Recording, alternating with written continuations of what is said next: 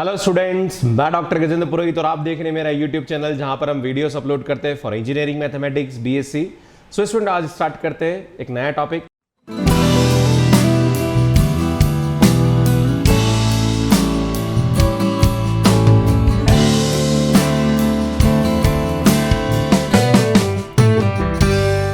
So student, आज मैं आपके सामने स्टार्ट करूंगा कि आपको ग्रेजुएशन के साथ साथ क्या ऐसा करना चाहिए जो आपको फर्दर अपने करियर बनाने में हेल्प करे। तो स्टूडेंट बीएससी या इंजीनियरिंग कर रहे हैं या फिर कुछ और कोर्स कर रहे हैं तो आपको क्या क्या करना चाहिए और करना चाहिए या नहीं करना चाहिए, ये टॉपिक आज मैं आपके सामने डिस्कस करने वाला हूं। तो अगर आप इंजीनियरिंग कर रहे हैं तो आपको क्या करना चाहिए। तो स्टूडेंट, मैं आपको बोलना चाहूंगा कि अगर आप इंजीनियरिंग कर रहे हैं तो आपको आईईएस की तैयारी करनी चाहिए या गेट एग्जाम की तैयारी करनी चाहिए या फिर आप एसएससी या बैंक की एग्जाम्स की भी आप तैयारी कर सकते हैं। बहुत सारे स्टूडेंट इंजीनियरिंग करने के बाद बैंक के एग्जाम की तैयारी करते हैं, यूपीएससी की तैयारी आप कर सकते हैं। या फिर आपको लगता है कि नहीं सर, मुझे गवर्नमेंट जॉब में जाने की इच्छा नहीं है, तो आप प्राइवेट सेक्टर में जाना चाहते हैं तो प्राइवेट सेक्टर के हिसाब से आपको अपने स्किल पे काम करना चाहिए। जिस फील्ड में भी आप इंजीनियरिंग कर रहे हैं वहां पे बहुत सारे ऑनलाइन सर्टिफिकेशंस अवेलेबल है, ऑफलाइन भी अवेलेबल है, ऑनलाइन भी अवेलेबल है। जैसे मैं बताना चाहता हूं कि मैकेनिकल वाले स्टूडेंट्स के लिए कैटकेम होता है, सिविल वाले स्टूडेंट्स के लिए भी होता है।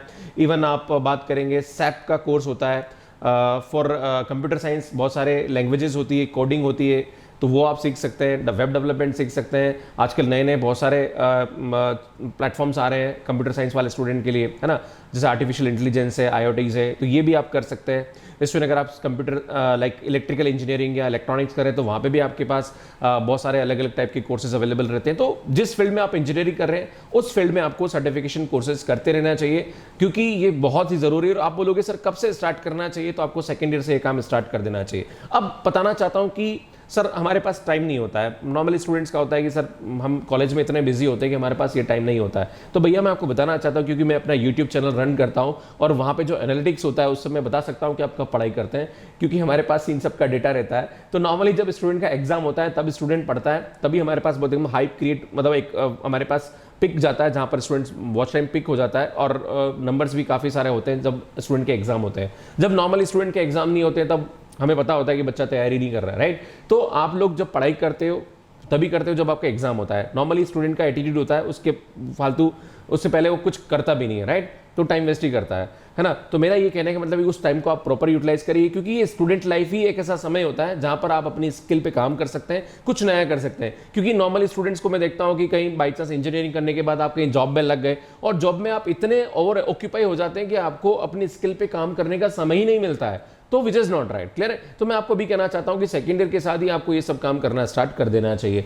और एक और प्रॉब्लम होती है कि स्टूडेंट कर रहा है, इंजीनियरिंग कर रहा है या फिर बीएससी कर रहा है, तो उसको कंप्यूटर के जो बेसिक चीज है like Word, PowerPoint, Excel, ये भी तक नहीं आता है ढंग से चलाना, विच इज नॉट राइट। आपको ये भी सीखना चाहिए। बहुत बेसिक चीज तो आपको आनी ही चाहिए, राइट। प्लस आपका अगर आप कम्युनिकेशन स्किल आपका प्रॉपर अच्छा नहीं है तो उस पर आपको काम करना चाहिए। कम्युनिकेशन स्किल का मतलब ये नहीं होता है कि सिर्फ इंग्लिश, राइट। आपका एक लैंग्वेज, मतलब आप जो बोल रहे हो उसमें फ्लुएंसी होनी चाहिए, क्योंकि जब भी आप इंटरव्यू पे जाते हैं तो वहां पे आपका एक कॉन्फिडेंस लेवल चेक किया जाता है, आपका एक फ्लुएंसी लेवल चेक किया जाता है कि आप किस तरीके से बोलते हैं, अपनी बात को कैसे रखते हैं, right. That is called communication, right. तो उस पर आपको काम करना चाहिए। जब भी को करिकुलर एक्टिविटीज कॉलेज में होती है वहां पे आपको पार्टिसिपेट करना चाहिए। तो ये सब चीजें जो स्टूडेंट लाइफ में करनी चाहिए। अब बात करेंगे जो भी स्टूडेंट बीएससी कर रहे हैं उनको क्या करना चाहिए।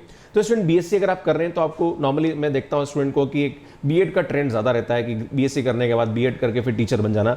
ठीक है, अच्छा ऑप्शन है। बीएससी इंटीग्रेटेड प्रोग्राम भी आजकल बीएससी बीएड चल रहा है, वहां पे भी स्टूडेंट करता है। पर मेरे यहाँ थोड़ा सा इसमें डिफरेंट, क्योंकि आजकल बहुत सारे स्टूडेंट बीएड करके कॉम्पिटेटिव एग्जाम की तैयारी करते हैं, नंबर्स बहुत ज्यादा, क्योंकि आजकल स्टूडेंट वहीं रुझान है। तो आप कुछ नया कर सकते हैं। आप क्या करिए, बीएससी के बाद आप एक आईआईटी जेम एग्जाम होता है जहां पर आईआईटी से आप एमएससी कर सकते हैं, which is very golden chance, क्योंकि नंबर्स बहुत कम होते हैं। मैं आप बताना चाहता हूं कि अभी जो आईआईटी जेम का एग्जाम हुआ था 2020 में, जिसमें 14,000 लाइक 14,000 स्टूडेंट ने एग्जाम दिया था, 14,000 स्टूडेंट ने एग्जाम दिया था। और अराउंड 700-800 सीट्स होती है आईआईटी में एमएससी के लिए या पीएचडी इंटीग्रेटेड प्रोग्राम के लिए। तो एक बहुत अच्छी अपॉर्चुनिटी होती है। जब आप 10th 11th 12th में होते हैं तब आपका सपना होता है कि आपको आईआईटी में जाके बीएससी करना है या इंजीनियरिंग करना है। पर स्टूडेंट ये भूल जाता है कि भैया आपके पास ग्रेजुएशन करने के बाद भी ये बहुत अच्छी अपॉर्चुनिटी होती है, बहुत ज्यादा चांसेस बढ़ जाते हैं, क्योंकि बीएससी करने वाले स्टूडेंट के दिमाग में ये ऑप्शन आता ही नहीं है। उसके दिमाग में मैक्सिमम ऑप्शन ये आता है कि छोटे मोटे एग्जाम की तैयारी कर लो या बीएड कर लो, राइट। तो आपको ये सोचना चाहिए, जेम की एग्जाम की तैयारी करिए। आजकल बहुत सारे ऑनलाइन प्लेटफॉर्म्स है जहां पर अवेलेबल है। इवन मैं खुद अनअकैडमी पे टॉप एजुकेटर हूँ फॉर CSIR नेट मैथमेटिक्स, जहां पर IIT जेम का कोर्स भी अवेलेबल। आप वहां पे IIT जेम की तैयारी कर सकते हैं। आप मैथमेटिक्स में जेम का एग्जाम दे सकते हैं, फिजिक्स में दे सकते हैं, केमिस्ट्री में दे सकते हैं, लाइफ साइंस में दे सकते हैं, कंप्यूटर साइंस में दे सकते हैं। ये सब आपके पास सब्जेक्ट है जिनमें आप IIT जेम में ये एग्जाम देके आप किसी भी IIT से अपना MSc कर सकते हैं, plus MSc plus PhD integrated programme में भी आप जा सकते हैं। स्टूडेंट आपके दिमाग में ये कि नहीं सर मुझे फर्दर एजुकेशन नहीं करना, मुझे गवर्नमेंट कॉम्पिटिटिव एग्जाम की तैयारी करना, तो आप SSC कर सकते हैं, बैंक की तैयारी कर सकते हैं, CDS एग्जाम की तैयारी कर सकते हैं, UPSC की तैयारी कर सकते हैं, और भी बहुत सारे जो स्टेट लेवल पे गवर्नमेंट के कॉम्पिटिटिव एग्जाम होते लाइक पटवारी है, और भी अलग अलग टाइप के एग्जाम होते हैं, उसमें भी आप यहाँ पे अपनी तैयारी कर सकते हैं। पर स्टूडेंट ये तैयारी कब करनी चाहिए? ये सेकेंड ईयर से आपको स्टार्ट कर देना चाहिए। नॉर्मली जो इंजीनियरिंग और BSc स्टूडेंट का जो ट्रेंड देखा जाता है कि सर हमें तो अभी कुछ करना नहीं, क्योंकि हम कॉलेज में टाइम ही नहीं मिलता, इतना हम बिजी रहते हैं, तो हमारे पास पढ़ाई से रिलेटेड मतलब इतने बिजी होते हैं कि हम कॉम्पिटिटिव एग्जाम के लिए टाइम नहीं निकाल सकते हैं। भैया फालतू की बात है, आपको सेकेंड ईयर से ये काम स्टार्ट कर देना चाहिए। मैं कह रहा हूँ, मेरी पर्सनल एडवाइस है आपसे कि आप सेकेंड ईयर से अपने कॉम्पिटिटिव एग्जाम की तैयारी करिए और ज़्यादा फोकस अपने कॉम्पिटिटिव एग्जाम पे ध्यान दीजिए।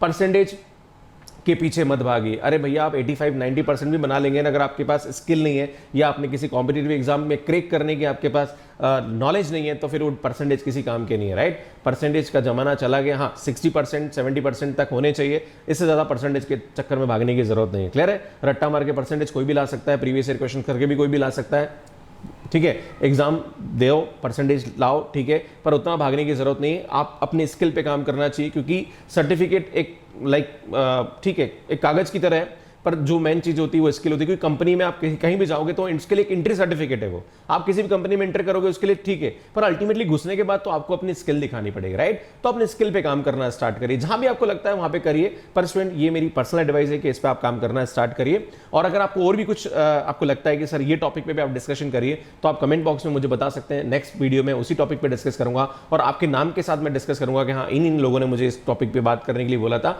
और मैं उनका वहां पे डिस्कशन करूंगा, राइट। तो स्टूडेंट मुझे लगता है कि जो मैंने आपको बताया यहाँ पे कि ग्रेजुएशन के साथ आपको कॉम्पिटिटिव एग्जाम या अपने स्किल पे काम करना चाहिए, मुझे लगता है ये कंटेंट आपको अच्छा लगा होगा, और लगा है तो आप मुझे जरूर कमेंट करके बता सकते हैं। सो स्टूडेंट लाइक करिए, शेयर करिए और चैनल को जरूर सब्सक्राइब करिए। और thank you so much for watching me.